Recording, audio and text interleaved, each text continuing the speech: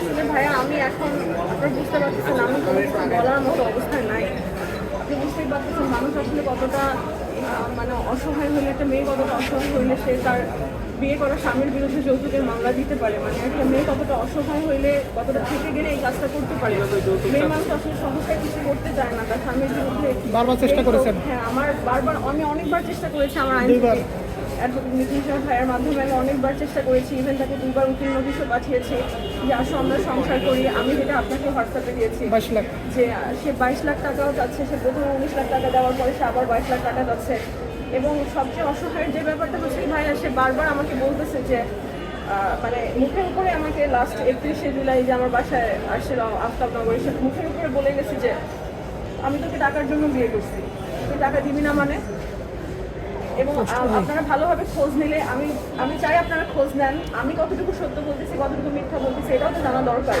আমি চাচ্ছি আপনারা খোঁজ নিয়ে দেখেন যে সে 2022 সালের ডিসেম্বর মাসের 30 তারিখে তার ব্র্যাক ব্যাংকের চাকরিটাও সে ছেড়ে দেয়।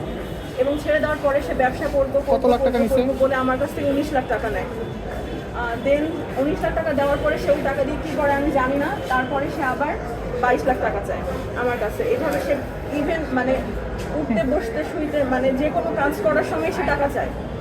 উঠতে বসতে নাইতে খাইতে সে সবসময় টাকা চাই, তাকে টাকা চাও, টাকা দাও, আমাকে টাকা দাও।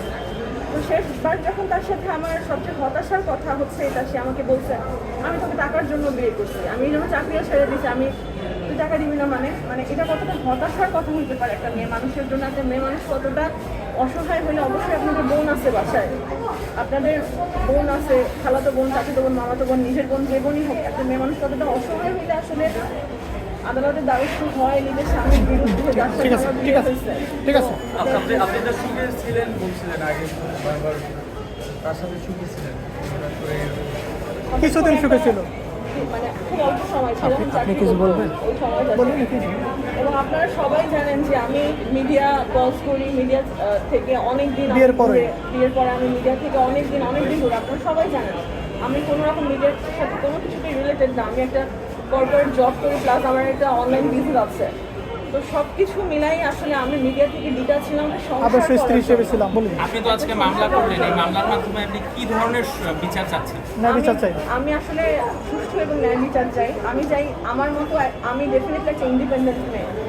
আমার মতো একটা ইন্ডিপেন্ডেন্ট মেয়ের কাছে যদি এরকম ছেলেরা যৌতুক চায়, আপনি একবার অসহায় মেয়েদের কথা চিন্তা করেন, যারা পড়াশোনা করেনি বা যারা স্বামী সংসার করে তাদেরকে যৌতুকের কথা কীভাবে শুনতে হয়, বা হয়তো তাদের কাছে তাদের স্বামীরা যৌতুক চায়।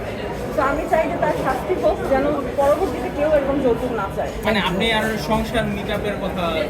সংসার করতে চান? আমি অবশ্যই সংসার করতে চাই। সে যদি মানুষের ভুল হতে পারে, সংসার করতে চান, সংসার করার জন্য বিয়ে করেছেন, সে যদি তার ভুলটাকে শিখে আসতে পারে, আমি অবশ্যই সংসার করবো। ঠিক আছে।